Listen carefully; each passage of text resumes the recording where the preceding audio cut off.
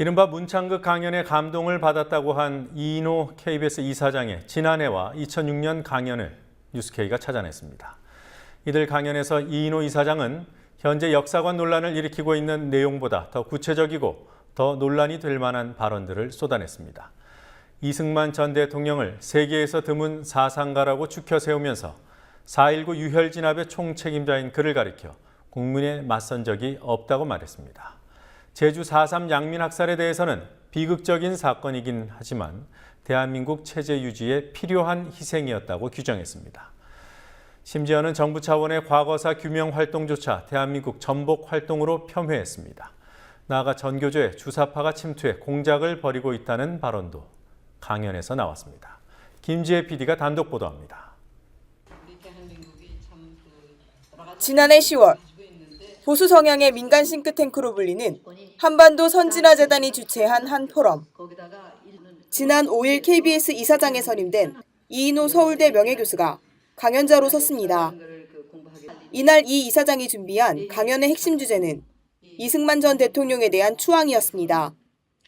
오늘날 신문 논설의 수준을 능가하는 그런 식의 이 역사적인 국제정치적인 안목 가지고 있고 또 그 인생관이라고 하는 것이 또 대단합니다. 공산주의의 이상과 실체를 명확히 구분할 줄 아는 세계에서 아주 가장 드문 이 사상가 중에 한 분이었습니다. 이 과정에서 이 이사장은 역사적 사실을 무시하는 발언도 했습니다.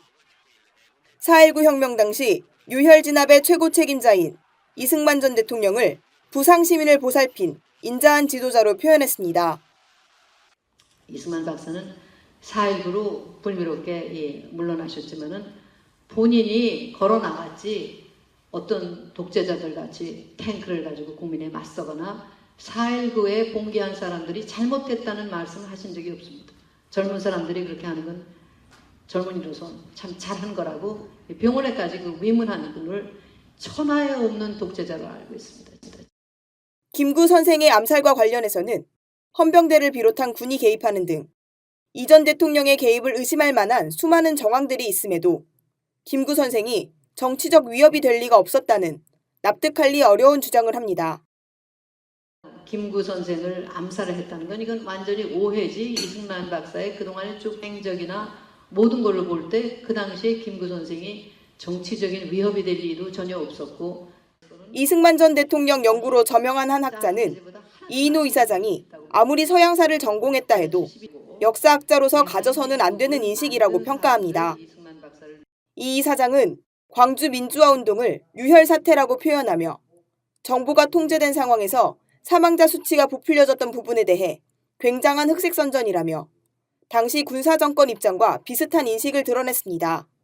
광주 유혈 사태에 대해서 우리는 정보 통제 때문에 사실을 잘 알 수 없었는데 그 틈에 아주 굉장한 맞으면 흑색 선전 같은 것이 사실상 사실 이상으로 몇백 명 죽은 거를 몇천 명 죽었다는 식으로 이렇게 되고 나서 학생들의 분위기가 너무 격앙돼서 제가 이 운동권 커리큘럼을 쭉 보니까 참 기가 막힌 게 발견됐어요. 정부 차원의 진상규명 활동을 해서는 안 될 짓, 대한민국 전복 등으로 규정했습니다. 청산위원회라는 것들이 해서는 안 될 짓을 모두 했습니다.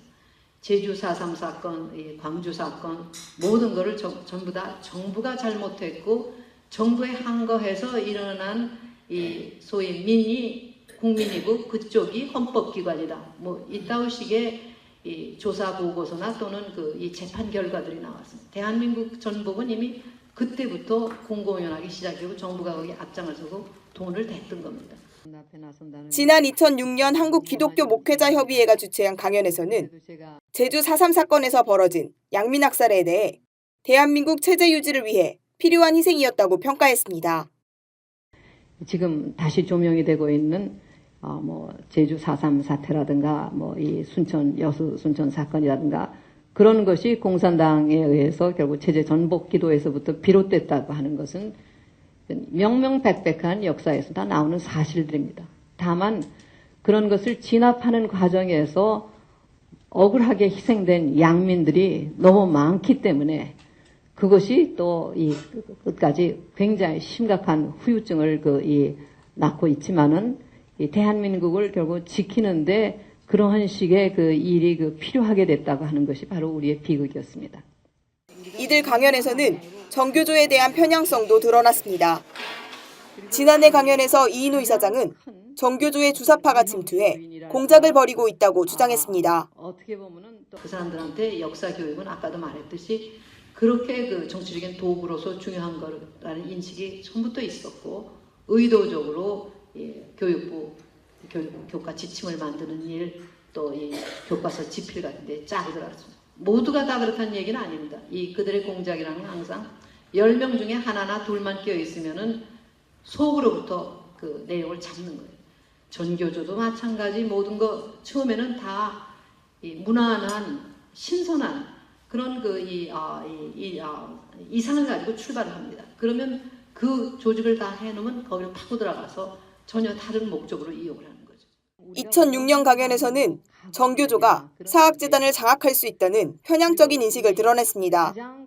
사학법, 사학의 비리를 막기 위한 법적인 장치가 굉장히 많은데도 불구하고 교육부가 그걸 제대로 집행을 하지 못했습니다. 그리고 일반 사법 기구에서도 다룰 수 있는 여지가 굉장히 많습니다. 이 사학 쪽에서 걱정하는 거는 무슨 사유재산 침해 이런 논리보다도 결국 지금 그 교육계의 좌파 이 반미 사상이 강한 그 전교조 쪽의 영향이 강한데 그쪽의 이 대표가 들어와서 의도적으로 사학을 장악하려고 할 적에는 한 사람이 들어와서 분쟁을 일으켜도 이 재단이 넘어갈 수 있게끔 그 독소 조항들이 들어가 있습니다. KBS 이사회의 야당 추천 이사들은 이인호 이사장의 편향적인 역사관을 검증하겠다며 이사회 참석을 거부하고 있습니다. 뉴스K가 확인한 이인호 이사장의 실제 발언들은 검증의 필요성을 한층 뒷받침합니다. 국민TV 뉴스 김지혜입니다.